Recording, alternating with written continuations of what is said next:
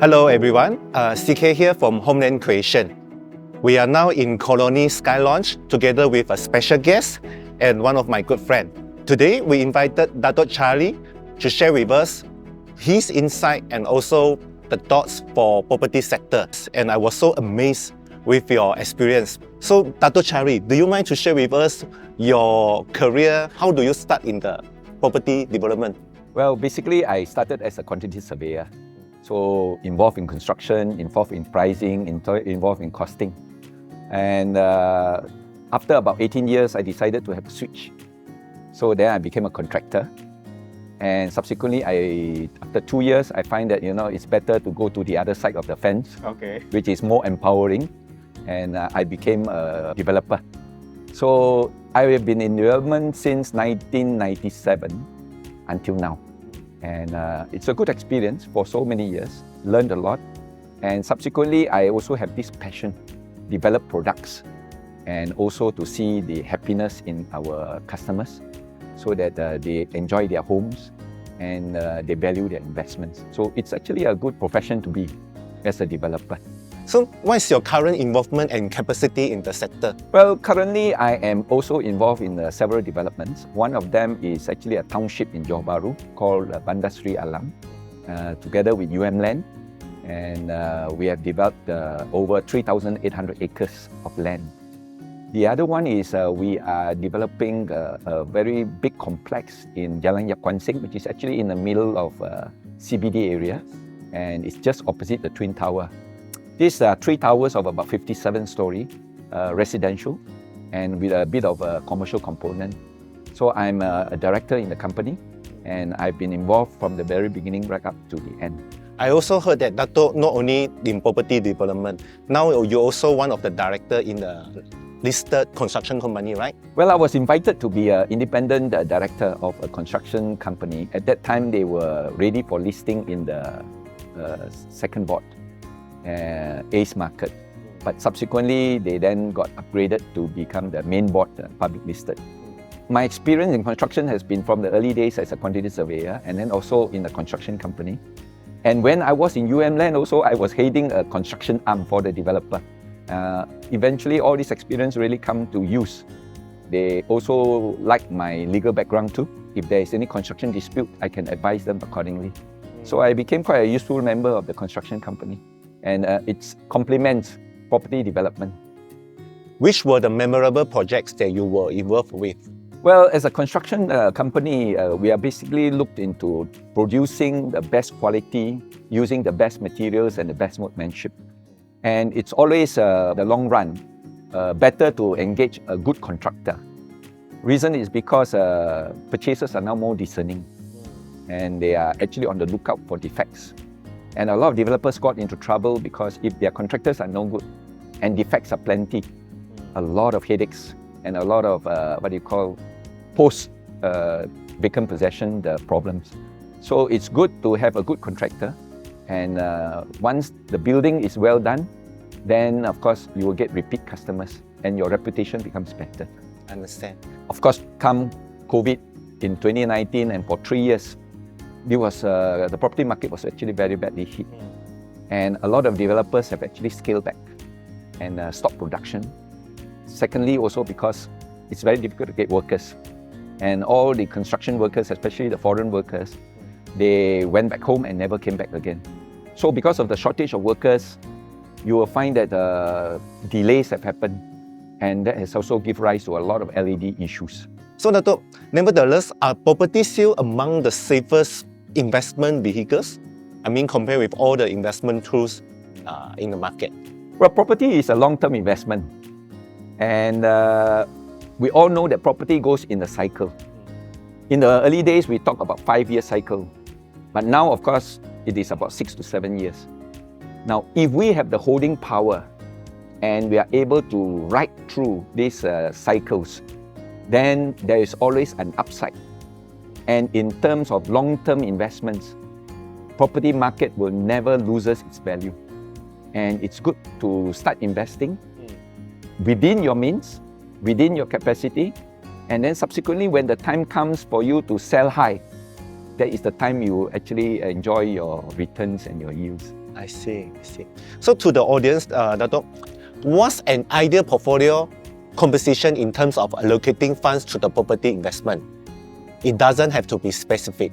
As you see, our Skyview pool is quite nice. And also Kampong Baru.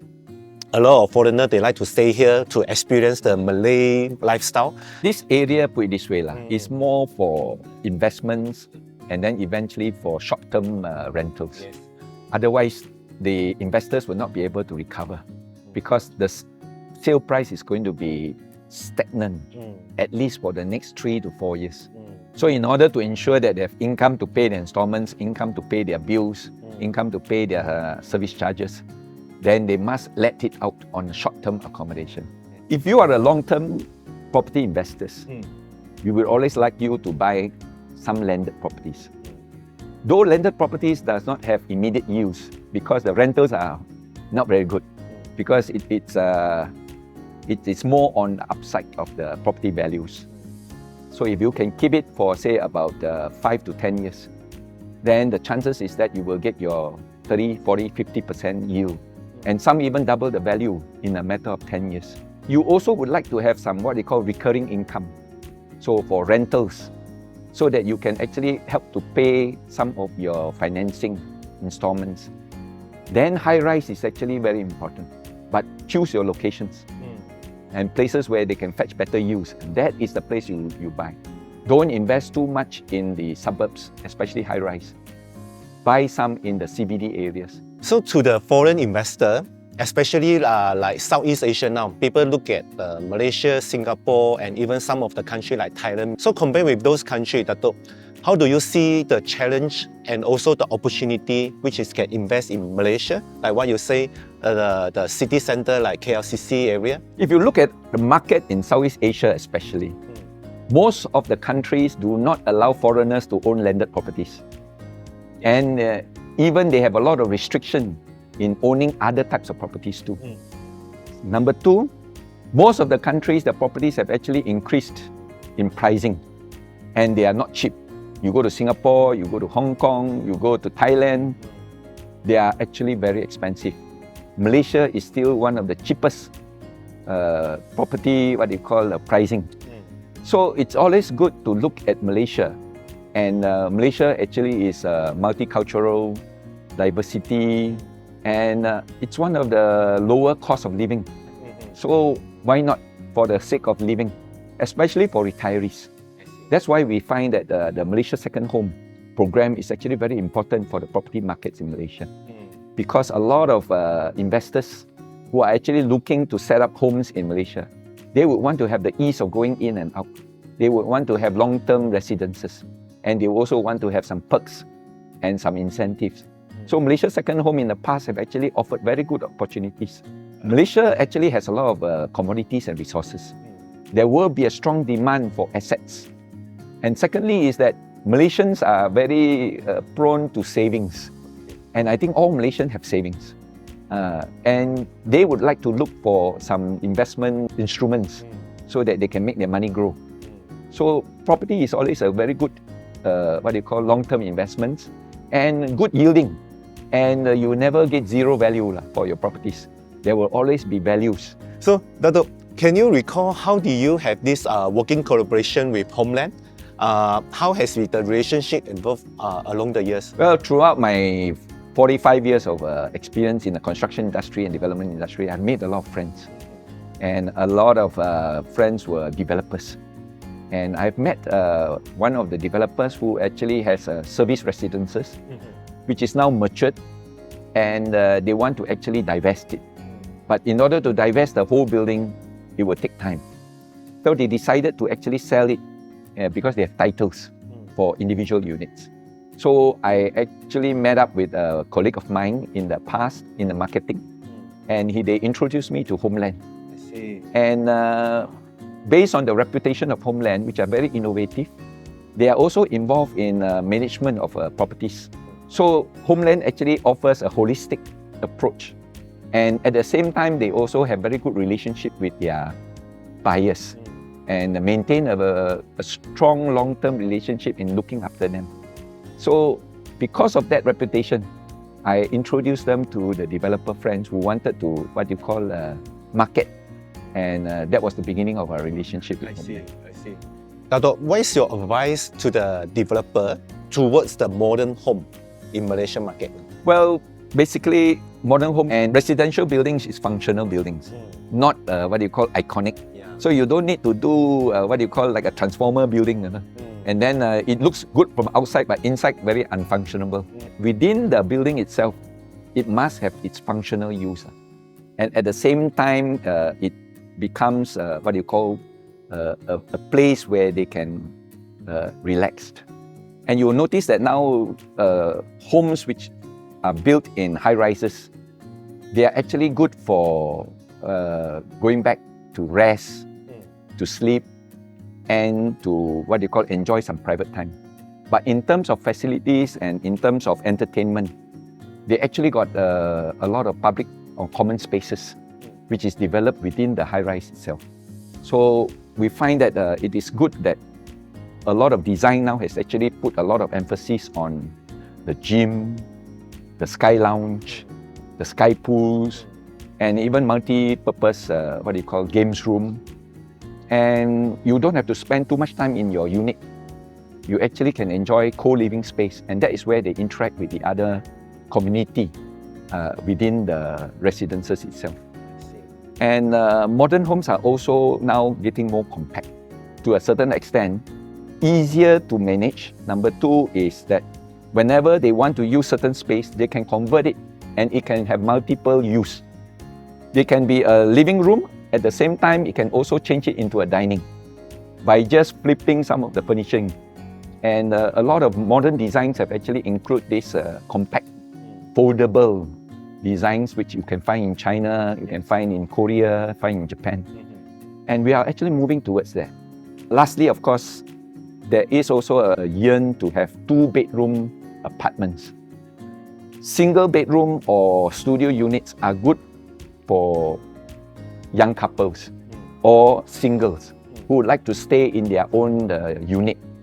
But subsequently, they would want to have a little bit more space where they can share with someone, or they might even have their family members visiting or visitors who come in.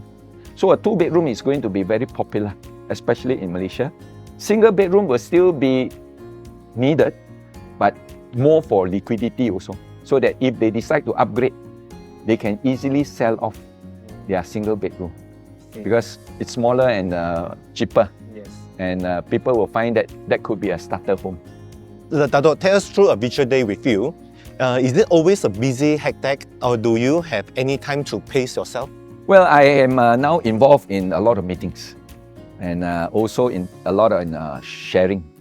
So I decided that I would spend more time in developing products. So I've sat down with currently with some of my developer friends, and where I actually sit with their designers and give some of my views. Now, a lot of developers actually design buildings to suit the developer and to what the developer wants and developer need. We should now look into the trends, the market trends, the modern requirements, and what young people want. And then design according to those needs. So it's good that we must actually have marketing first, then only we design. In the past, we design first, then only we market. So I think that trend has to change. So currently, a lot of developers are moving into that area.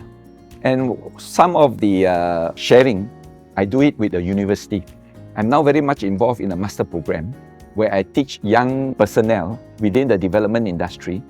And I teach them about pricing, I teach them about product development, I teach them about policies and regulations.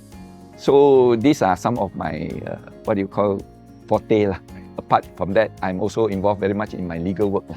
You notice that lately a lot of development has a lot of disputes between developer and contractors, between developer and buyers.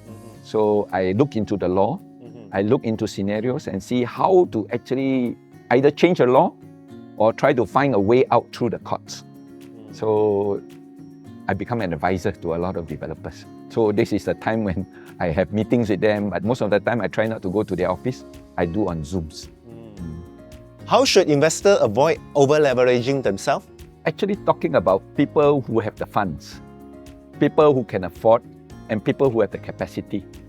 There are a lot of purchasers or even investors when they purchase too many properties, and when the market really collapses, then they are actually in for big trouble. There is always this holding power. We talk about cycles, and the property always go through a cycle. There will be ups and there will be down. But during the period of its down, there must be funds ready available in order to support financing the property or actually holding the property during that period. Now, if they can overcome this, then when the market comes back again, when the property cycle repeats back its height, then they are able then to sell it with a lot of upside. So they must always work out their capacity. Well, thank you, Datuk. It's been a pleasure, and thanks for making your time today. We have learning a lot from you today, and we wish you all the best in your future endeavors. Thank you for having me, and I look forward to working together with Homeland. Thank you, Datuk.